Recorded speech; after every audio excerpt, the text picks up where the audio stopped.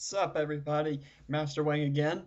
We're gonna be trying something new that I'm going to be adding on to the series now. Um, but before we get to that, it's just going to be addressing one little question that, of course, it was perfectly fair of the podcast to ask. That he wasn't. Um, I forgot who it was. It was either Bruce or Tyler that uh wasn't that mentioned it. They weren't sure what I do with this series. It's basically four things that I know of right now. One, I'm gonna just basically give my quick personal opinions of the cards and the previews for the upcoming sets. I'll leave the major description and explanations to you guys, unless I come across something like puppet mode, and have a little tantrum on that. The second thing, I would give deck ideas. No, from mostly casual deck ideas. To me, a card game should be about the flexibility of the usage of the cards. Not so much using the best cards, but just the flexibility of using them and playing them against people and have some fun. Um, but yeah, deck ideas. I don't know if I'm going to be doing so much competitive ones because I like to do casual decks more than competitive decks. Um, Deck ideas. Third, cover. I might cover some news and little hints and tidbits. Cover the news, like for example, with the Walmart pulling of the new Chronicle. I guess we can all. I guess we all know what card but pretty much what card that was that made them do that. I guess they just got one too many complaints and from customers who saw their kids pull it. I mean, heck, there was one time at our card shop. Where a mother came forward and said that her son was not going to play the game anymore or come here again because one card was Thousand Years of Death when it showed Naruto thrusting his fingers into Ebisu, and the kid tried to do it on his dog because it was asleep. So he tried to wake it up. No joke. No joke. The kid used Thousand Years of Death on his dog. And his mother's like, "Where did you learn that?" And he just showed her the card, and boom.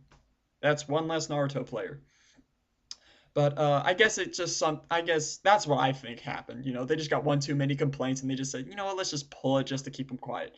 But yeah, news. Of course, I will try and give my card rulings, being a judge, some FAQs that people don't know.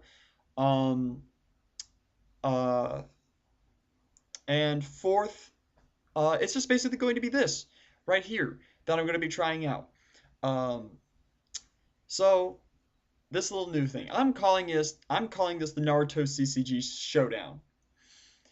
It's a showdown because I kind of looked at two cards one day and I asked, you know, come to think of it, the two cards that I looked at, they were fundamentally different in how you use them. But in general, just to be a man about this game, which one is truly better? You take a look at their pros and their cons, how you can use them, how flexible are they to use, how necessary are they, how much good will they do you. So, and don't take this the wrong way. This isn't meant to say that these two are really good cards, but there's only one of them you should ever run from here on in. That's not what I'm saying. It's just saying because of course it's depending on what card you want is the card that you use, depending on what the more appropriate card there is. It's not going to take away their value in a certain deck, but it's going to but it's just going to say which one performs better. I guess that's what you can say this is. It's just going to be a showdown of performance. Which one has the bigger impact on the field? So without further ado, I am now introducing y'all for the first time the Naruto CCG Showdown.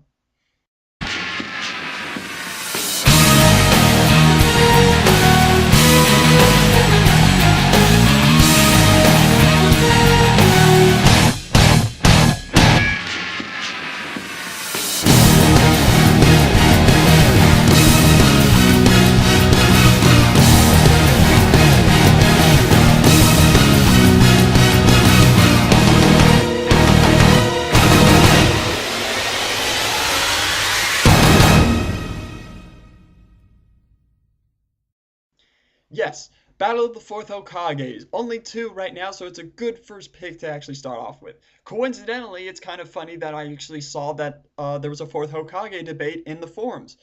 And this one's just basically going to cover basically which one is will truly win you the game, as the vid said. Um, and don't critique the video too heavily. It's not meant to explode your mind. But now we're just going to cover basically what they do. Of course, Hero of the Village, give one damage to him and heal all of your injured ninjas. Lightning speed cannot be blocked by a team of one ninja, and whenever his team wins a battle reward, it wins one additional one. So take it from the top. Hero of the Village, needless to say, of course, what is the friend is they're both friendly in different element decks. You can definitely run like any of them in a Lightning Wind deck, and still be pretty helpful to you. Um, and of course, the Lightning Speed, of course, is the more offensive than the fourth Hokage. Than the here, the Lightning Speed is more offensive than Hero Legacy is defensive. And of course, I can imagine seeing the Hero of the Village being used more in a Lightning deck, more so than Lightning Speed would, because heck, Lightning doesn't have that many healing cards other than probably Ichiraku Noodle Shop and now the fourth Hokage, and there's not much else that can heal Jiraiya or any other Lightning card for it. And pretty much by healing you, of course, it'll be worth throwing in the fourth just to heal your Jiraiya. But uh of course, Lightning Speed's got that healthy boost in stat. Of course, I really don't take that much for granted. Uh, it's just basically an initial support if you actually really want to keep him that healthy. Of course, I don't know why you would want to keep him that healthy unless you have some sort of protection when he's in injured status. When you get the fourth Okage, of course, you wouldn't mind so much that he would be put in play in injured status. I mean, heck, Lightning Speed.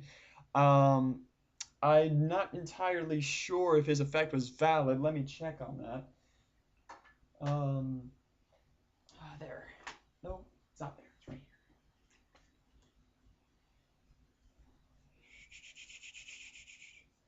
here. Oh, here it is. No, they're both valid. So yeah, you could care less whether lightning speed would actually come into play in injured status or not. But in that sense, this really isn't.